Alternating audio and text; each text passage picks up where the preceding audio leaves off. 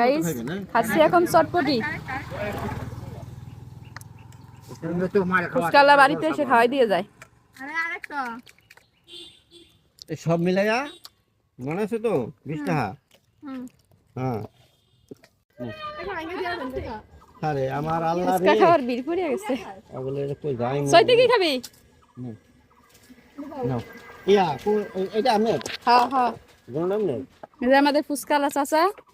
হ্যাঁ ইয়া দিন। আমরা এখন খাচ্ছি ফুচকা, না চটপটি খাবো? চটপটি।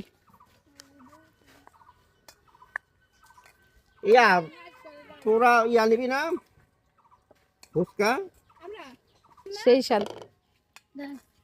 ইয়া ইয়া এনে রান টক দিবেন না এর ভিতরে? হ্যাঁ দিমু দিমু দিমু। আচ্ছা আপনি আস্তে আস্তে বানান, সমস্যা নেই। আছে কিনা দেন, কিছু লাগলে কোয়েন দিমু। টক না দিলে এমনি বসবো আমি। বিসমিল্লাহ। ও সমস্যা নেই। হয়েছে। না না আলাদা দেন। উনি খাইব চটপটি বানায়, আমার একাল ঠকাইব। নেন আচ্ছা কিছু লাগলে কোয়েন। এই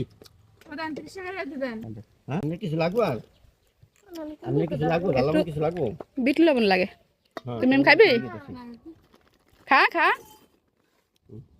এই দিন দেন দেন দেন দেন। লারিয়া না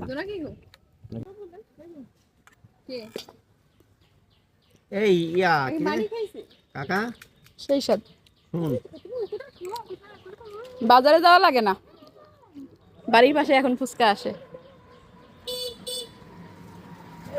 গাড়ির জন্য খাইও শান্তি পাই না। যখন আমাকে দরকার তখন আর গাড়ি পাই না, গাড়ির জন্য খাইও শান্তি পাই না। এই তোকে 30 টাকার না? আমার শ্বশুরের জন্য 10 টাকা দেন দে চটপটি। দিমু না আপনি খান।